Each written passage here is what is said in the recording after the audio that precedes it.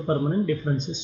For example, fines or penalties, which are part of book profit but never allowed for the tax purposes. Hence, this difference credited will be a permanent difference. Deferred tax asset is presented under the non-current asset and deferred tax liabilities under the head non-current liability. Both deferred tax asset and deferred tax liabilities can be adjusted with each other provided if they are legal liability. Both deferred tax asset and deferred tax liability can be adjusted with each other provided if they are legally enforceable by law and there is an intention to settle the asset and liabilities on net basis. Now again, whatever we have talked, I will repeat in the Marathi so that you can easily understand what is the exactly meaning of AS 22. So dear students, आज आपण AS 22 accounting for taxes on income या accounting standard बद्दल माहिती घेणार आहोत. जर तुम्ही माझ्या चॅनलला नवीन असाल तर ई कंटेंट VV हा आपला यूट्यूब चॅनल आहे. या चॅनलवरती तुम्ही जाऊन या चॅनलला सबस्क्राईब करा जेणेकरून तुम्हाला accounting for taxes on income यासारख्या ॲडव्हान्स अकाउंटिंगच्या लेक्चरला तुम्हाला लगेचच नोटिफिकेशन तुमच्या ईमेलवरती प्राप्त होतील. तर आजचा हा जो आपला अकाउंटिंग स्टँडर्ड आहे ते अकाउंटिंग स्टँडर्डबद्दल सांगायचं म्हटलं तर accounting for taxes on income हा अकाउंटिंग स्टँडर्ड आपल्याकडे बॅलन्स शीटमध्ये डिफर्ड टॅक्स असेट आणि डिफर्ड टॅक्स लायबिलिटी हे दोन जे कंपोनंट आपण SY BComला शिकलेलो आहोत तर हे दोन कंपोनंटच्या बद्दल माहिती सांगतो. आता डिफर्ड याचा अर्थ काय, तर डिफर्ड म्हणजे काय की टायमिंगमुळे काही अकाउंटिंग प्रॉफिटमध्ये आणि टॅक्सेबल प्रॉफिटमध्ये तफावत निर्माण होते आणि ही तफावत जेव्हा निर्माण होते तेव्हा त्या ठिकाणी डिफर्ड टॅक्स असेट किंवा डिफर्ड टॅक्स लायबिलिटी ही निर्माण होत असते. आता तफावत कशी होते बघा, जेव्हा आपण प्रॉफिट अँड लॉस अकाउंटनुसार प्रॉफिट काढतो तेव्हा तो आपला प्रॉफिट हा आपण कंपनीचे जे लॉज आहेत किंवा अकाउंटिंग स्टँडर्ड्स आहेत तर याच्यानुसार आपण ते अकाउंटिंग करून प्रॉफिट काढलेला असतो. परंतु जेव्हा हाच प्रॉफिट इन्कम टॅक्स पर्पजसाठी घेतला जातो तेव्हा इन्कम टॅक्समध्ये काही गोष्टी अलाउड होतात तर काही गोष्टी डिसअलाउड होतात. आता कोणत्या गोष्टी अलाउड आणि डिसअलाउड होतात, उदाहरणार्थ प्रोव्हिजन फॉर बॅड डेट्स. अकाउंटिंगच्या नियमानुसार प्रोव्हिजन करणं हे बरोबर आहे, परंतु इन्कम टॅक्सच्या नियमानुसार प्रोव्हिजन फॉर बॅड डेट हे चुकीचं आहे म्हणजेच डिसअलाउड आहे. मग प्रोव्हिजन फॉर बॅड डेट हे कधी अलाउड होईल, जेव्हा ॲक्च्युली ते पैसे तुमचे रिटर्न ऑफ केले जातील तेव्हा तुमची प्रोव्हिजन फॉर बॅड डेट ही अलाउड केली जाईल. म्हणजेच उदाहरणार्थ जर आपला अकाउंटिंग प्रॉफिट हा 100 रुपये असेल आणि आपली प्रोव्हिजन फॉर बॅड डेट हे 20 रुपये असेल, याचा अर्थ काय की चालू वर्षाला 20 रुपयाची आपण प्रोव्हिजन केलेली आहे. खरं तर ॲक्च्युली पैसे बुडालेले नाही, परंतु ते 20 रुपये आपण प्रोव्हिजन केल्यामुळे आपला प्रॉफिट हा किती रुपयाने कमी दिसतोय, 20 रुपये. म्हणजे आपला ॲक्च्युली इन्कम अकाउंटिंग प्रमाणे किती असायला पाहिजे होतं, 120 असायला पाहिजे होतं. पण तो जेव्हा आपण इन्कम टॅक्ससाठी हा प्रॉफिट कॅल्क्युलेट करतो तेव्हा आपण फक्त 100 रुपयावरतीच टॅक्स भरतो, म्हणजे आपण 20 रुपयावरती टॅक्स भरत नाही. मग हा जो टॅक्स आपण भरत नाही तो का भरत नाही, कारण की यावर्षी आपण प्रोव्हिजन केलेली आहे आणि ते जे पैसे आहेत ते पुढच्या वर्षी आपल्याला कळणार आहे ते अलाउड होणार आहेत का डिसअलाउड होणार आहेत. म्हणजेच जर आपल्याला पुढच्या वर्षी ते पैसे नाही मिळाले तर आपण चालू वर्षी केलेली प्रोव्हिजन ही बरोबर आहे, परंतु समजा पुढच्या वर्षी जर पैसे मिळाले तर ह्या चालू वर्षी आपण जो काही टॅक्स कमी भरलेला आहे 20 रुपयावरतीचा तो टॅक्स आपल्याला परत एकदा भरावा लागू शकतो आणि म्हणून मग तो डिफर्ड टॅक्स लायबिलिटीच्या नावाने आपल्याला तो भरावा लागू शकतो.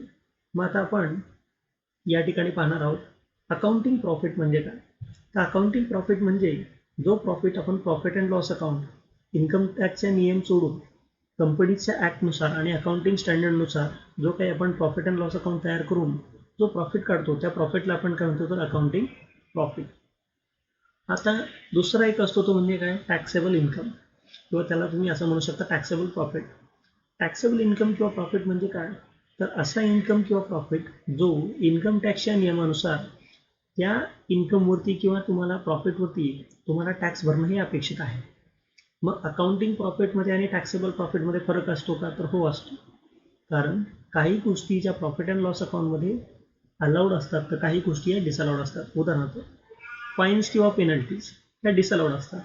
मग जेव्हा कंपनीला एखाद्या गोष्टीमध्ये फाईन किंवा पेनल्टी बसते तेव्हा फाईन किंवा पेनल्टी ही तुम्हाला परत मिळू शकते का, नाही मिळू शकत, कारण ती कंपनीची चूक असते आणि ती चूक केल्यामुळे कंपनीला कायमस्वरूपी एक्स्ट्रा पैसे हे भरावे लागत असतात आणि त्यामुळे आपला जो इन्कम आहे तो इन्कम त्या ठिकाणी कमी होत असतो. तर काही वेळेला काही जे एक्सपेन्सेस असतात ते एक्सपेन्सेस आता सध्या आपण जर मायनस केले तर भविष्यामध्ये ते परत सुद्धा मिळण्याची आपल्याला शक्यता असते आणि म्हणून आपला जो अकाउंटिंग प्रॉफिट आहे किंवा आपला जो टॅक्सेबल इन्कम आहे याच्यामध्ये डिफरन्स येत असतो आणि म्हणून जेव्हा त्याच्यामध्ये डिफरन्स येतो तेव्हा डिफरन्स हे दोन प्रकारचे असतात. एक असतो तो म्हणजे टेम्पररी टायमिंग डिफरन्स असतो आणि दुसरा असतो तो म्हणजे परमनंट डिफरन्स. आता टेम्पररी टायमिंग डिफरन्स म्हणजे काय की जर आपला अकाउंटिंग प्रॉफिट हा टॅक्सेबल इन्कमपेक्षा जास्त आहे म्हणजे आपण प्रॉफिट अँड लॉस अकाउंटमध्ये दाखवलेला जो प्रॉफिटची फिगर आहे ती आपल्याला इन्कम टॅक्सच्या फिगरपेक्षा कशी जास्त आहे. म्हणजेच आपण जेव्हा टॅक्सेबल इन्कमसाठी आपला फिगर दिलेला आहे तेव्हा आपला अकाउंटिंग प्रॉफिट जास्त आहे आणि टॅक्सेबल इन्कम काय आहे कमी आहे. तर याचा अर्थ काय की आपण टॅक्स हे त्या ठिकाणी जास्त भरलेला आहे बरोबर. म्हणजे आपला जो टॅक्सेबल इन्कम आहे तो कसा दिसतो इथे कमी दिसतोय. मग जर टॅक्सेबल इन्कम आपला कमी असेल तर याचा अर्थ काय झाला की आपण टॅक्स त्या ठिकाणी कमी भरलेला आहे आणि मग आपण जर त्या ठिकाणी टॅक्स कमी भरला असेल तर दुसरीकडे अशी सिच्युएशन असू शकते की आपला टॅक्सेबल इन्कम जास्त आहे आणि अकाउंटिंग इन्कम कसं आहे कमी आहे. तर टॅक्सेबल इन्कम जास्त आहे म्हणजेच काय आपण टॅक्स कसा पेड केला असेल जास्त पेड केला असेल. मग जर टॅक्स आपण कमी पेड केला असेल तर त्या ठिकाणी परत एकदा दोन डिफरन्सेस येणार आहे. एक डिफरन्स म्हणजे काय तर फ्रेश डिफरन्स. आता हा जो फ्रेश डिफरन्स आहे या फ्रेश डिफरन्सला आपण इथे टॅक्स कमी भरलेला आहे त्यामुळे आपण त्याला काय म्हणणार आहोत तर डिफर्ड टॅक्स लायबिलिटी. आता टॅक्स कमी भरला म्हणजे आपल्याला तो द्यावा लागेल म्हणजे देणं आहे तर देणं ही आपली काय झाली लायबिलिटी म्हणून त्याला आपण काय म्हणणार डिफर्ड टॅक्स लायबिलिटी. आता डिफर्ड टॅक्स काय म्हटलं आपण कारण की टाइम डिफरन्समुळे ही आपली लायबिलिटी निर्माण झालेली आहे. तर त्यामुळे जेवढा डिफरन्स असेल त्या डिफरन्सला गुणिले जो काही टॅक्सचा रेट असेल त्या रेटनुसार आपल्याला तिथे पैसे द्यावे लागतील म्हणजेच तो आपला काय होणार आहे खर्च होणार आहे म्हणून त्याला इथे आपण काय म्हणतो एक्सपेन्सेस. तर दुसरा जो डिफरन्स निर्माण होणार आहे तो म्हणजे काय रिव्हर्सल ऑफ डिफरन्स. रिव्हर्सल म्हणजे काय जरी आपण टॅक्स कमी पेड केलेला असला तरी सुद्धा आपल्याला त्यांच्याकडूनच पैसे येणं आहे म्हणजेच काय तर ते आपले काय तर डिफर्ड टॅक्स असेट म्हणजेच आपल्याला जो टॅक्स देणं लागत होता या ठिकाणी तर तो देणं लागण्यासाठी आपण पूर्वीच प्रोव्हिजन करून ठेवलेली होती डिफर्ड टॅक्स असेट नावाची. म्हणजेच काय या प्रोव्हिजनमधून जर आपण आपली डिफर्ड टॅक्स लायबिलिटी पेड केली तर आपल्याला पुन्हा एकदा काय येणार त्यांच्याकडूनच पैसे येणार आहेत. म्हणजेच काय आपल्या असेटमधून त्यांना आपण जे काही देणं देणार आहे म्हणजे आपली लायबिलिटी ही पेड होणार आहे म्हणजेच हा काय झाला आपला एक्सपेन्स झाला. तर दुसऱ्या बाजूला जेव्हा आपण टॅक्स हा जास्त भरतो म्हणजेच आपला टॅक्सेबल इन्कम हा जास्त असतो आणि अकाउंटिंग इन्कम कमी असतो त्यावेळेला तिथं फ्रेश डिफरन्स एक तयार होतो आणि दुसरा म्हणजे रिव्हर्सल डिफरन्स तयार होतो. तर जेव्हा फ्रेश डिफरन्स आपण टॅक्स जास्त पेड करतो तेव्हा तो डिफरन्स काय मांडला डिफर्ड टॅक्स असेट कारण की आपण जास्ती टॅक्स भरला आहे म्हणजे आपल्याला त्यांच्याकडून टॅक्स येणं बाकी आहे. मग आपण जेवढा टॅक्स जास्त भरलेला असेल त्याला गुणिले जो काय रेट आहे त्या रेटने आपल्याला तेवढे पैसे परत मिळणं अपेक्षित आहे. मग जर आपल्याला पैसे परत मिळत असतील म्हणजेच काय एक तर आपला तो इन्कम आहे किंवा आपल्या खर्चामध्ये त्याच्यामुळे काय होणार आहे घट होणार आहे. तर दुसरीकडे रिव्हर्सल ऑफ डिफरन्स. रिव्हर्सल म्हणजे काय की ते पैसे आपल्याला येणार आहेत किंवा आपल्याला त्यांना द्यावे लागणार आहेत. मग या ठिकाणी जर तुम्ही टॅक्स जास्त भरला असेल आणि तरीसुद्धा जर तुम्हाला पैसे द्यावे लागत असतील तर याचा अर्थ आहे की त्या ठिकाणी काय झाली आहे तुमची डिफर्ड टॅक्स लायबिलिटी की जी तुम्ही ऑलरेडी तुमच्याकडे होती तो तुम्हाला पैसे द्यायचे होते आणि म्हणून तुम्ही जेवढे पैसे त्यांना देणं लागत होता त्याच्याहीपेक्षा जास्त पैसे जर तुम्हाला देणं असेल तर याचा अर्थ ती तुमची काय झाली डिफर्ड टॅक्स लायबिलिटी आणि म्हणून याला सुद्धा इथे आपण काय कन्सिडर करतो तो इन्कम किंवा याच्यामुळे पण आपला काय होतो एक्सपेन्स काय होतो असतो तर कमी होत असतो. आता डिफर्ड टॅक्स असेट म्हणजे काय हे आपण एका एक्झाम्पलच्या माध्यमातून समजून घेऊया. समजा आपल्या कंपनीचा जो बुक प्रॉफिट आहे तो बुक प्रॉफिट बिफोर टॅक्सेस हा किती 1000 आणि ह्याच्यामध्ये प्रोव्हिजन फॉर बॅड डेट हे किती ॲड आहे 200 रुपये ॲड आहे. मग जेव्हा हा प्रॉफिट आपला टॅक्ससाठी घेतला जाईल त्यावेळेला जे बॅड डेट्स आहेत ते बॅड डेट तिथे कधी अलाउड होणार आहेत भविष्यामध्ये अलाउड होणार आहे. म्हणजेच जेव्हा ते बॅड डेट्स रिटर्न ऑफ केले जातील. रिटर्न ऑफ म्हणजे काय तर काही डेटर्स आपल्याला पैसे देत नाही आहेत मग आपल्याला त्यांच्याविरुद्ध कोर्टामध्ये केस दाखल करावं लागेल. कोर्टामध्ये केस दाखल केल्यानंतर त्या व्यक्तींना तिथे सिद्ध करावं लागेल की आम्ही बँकरप्ट आहोत दिवाळखोर आहोत आम्ही तुमचे पैसे देऊ शकत नाहीत आणि जर ते दिवाळखोरी कोर्टाने जाहीर केली व मान्य केली तर आपण म्हणू शकतो की आता इथून पुढे आपल्याला बॅड डेटचे पैसे येऊ शकणार नाहीत. म्हणजेच ते जेव्हा रिटर्न ऑफ होतील तेव्हाच ते काय होणार आहे, अलाउड होणार आहे. म्हणजे हे कधी होणार आहे, भविष्यामध्ये, आता सध्या काही होणार नाहीये. मग अशा वेळेला आपला जो टॅक्सेबल इन्कम आहे, जर हे डिसअलाउड झालं तर आपला टॅक्सेबल इन्कम किती असणार आहे, 1200. म्हणजे बॅड डेट सध्याच्या स्थितीला अलाउड आहेत का नाही आहेत, ते कधी अलाउड होणार आहेत, फ्युचरमध्ये. म्हणजे सद्य परिस्थितीमध्ये आपल्याला 1200 रुपयावरती काय भरावं लागेल, टॅक्स भरावं लागेल. आणि टॅक्स रेट आपण धरूया 20%. म्हणजे आपल्याला 1200च्या 20% किती टॅक्स भरावा लागेल, 240 रुपये. आता आपल्याला इथे बॅड डेट आपण काय केले, डिसअलाउड केले, त्याच्यामुळे कितीवरती टॅक्स भरावा लागला, 240 वरती. पण समजा उद्या हे बॅड डेट डिसअलाउड नाही झाले, म्हणजे ते अलाउड झाले की ते पैसे काही देतच नाहीये, म्हणजे आपल्याला रिटर्न ऑफ करण्याची परवानगी मिळालेली आहे. मग आपल्याला त्या केसमध्ये किती रुपयावरती टॅक्स भरावा लागेल, फक्त 1000 वरती. म्हणजे 1000 गुणिले 20% जर आपण केलं तर आपल्याला 200 रुपये हा जो आहे तेवढाच टॅक्स भरणं अपेक्षित आहे. परंतु आपण पहिल्यांदा किती टॅक्स पेड केला आहे, 240, आणि आपल्याला भरायचं किती होतं, 200 रुपये. म्हणजेच जे ॲडिशनल 40 रुपये आहे जे आपण ऑलरेडी कुणाकडे पेड केलेत, इन्कम टॅक्स डिपार्टमेंटकडे. तर हे जे आपण त्यांच्याकडे ऑलरेडी पैसे पेड केले आहेत त्याच्यामुळे आपली काय निर्माण होते, डिफर्ड टॅक्स असेट तयार होते. आणि मग डिफर्ड टॅक्स असेटची एंट्री होते, deferred tax asset account debit to deferred tax expenses account. आणि लक्षात की आपले त्यांच्याकडे एक्स्ट्रा किती पेड झाले, 40 रुपये. आता डिफर्ड टॅक्स लायबिलिटी ही जी आहे, तर डिफर्ड टॅक्स लायबिलिटीचे कॉमन एक्झाम्पल जे आहे ते म्हणजे काय, तर depreciation. when the depreciation rate as per the income tax act is higher than the depreciation as per the companies act. म्हणजेच इन्कम टॅक्सच्या नियमानुसार जर डेप्रिसिएशनचे रेट हे जास्त असतील आणि आपल्या कंपनीज ॲक्टप्रमाणे जे डेप्रिसिएशन आपण चार्ज केले ते जर कमी असेल, तर अशा वेळेला जनरली सुरुवातीच्या कालावधीमध्ये म्हणजेच काय, तर जेव्हा नवीन कंपन्या स्थापन केल्या जातात एखाद्या फ्री ट्रेड झोनमध्ये, अशा कंपन्यांना सुरुवातीच्या काही कालावधीमध्ये किंवा काही वर्षांमध्ये त्यांना डेप्रिसिएशन जे काही आहे किंवा त्यांना काही बेनिफिट्स दिले जातात, एक्झम्पशन दिले जातात. त्यामुळे सुरुवातीच्या कालावधीमध्ये त्यांना कुठल्याही प्रकारचा टॅक्स भरण्याची गरज नसते, परंतु नंतर त्या कालावधीमध्ये मात्र त्यांना टॅक्स भरावा लागतो. म्हणजेच काय, entity will end up paying tax for the current period and this will create the deferred tax liability in the books. म्हणजेच काय, नंतरच्या कालावधीमध्ये त्यांना जेव्हा टॅक्स पेड करावा लागेल तेव्हा त्यांना ते काय निर्माण होणार आहे, डिफर्ड टॅक्स लायबिलिटी निर्माण होणार आहे. म्हणजे आपण एका सोप्या पद्धतीत याचं असं म्हणू शकतो की जेवढं आपलं इन्कम टॅक्सचं डिडक्शन जेवढं जास्त आहे तेवढंच आपल्याला जो काही टॅक्स ऑन प्रॉफिट आहे तो आपल्याला कमी भरावा लागेल, आणि तेवढाच आपला करंट इयरचा टॅक्स पण काय कमी होणार आहे. तसेच आपल्या डिफर्ड टॅक्सची भविष्यामधली पण काय होणार आहे, लायबिलिटी कमी होणार आहे.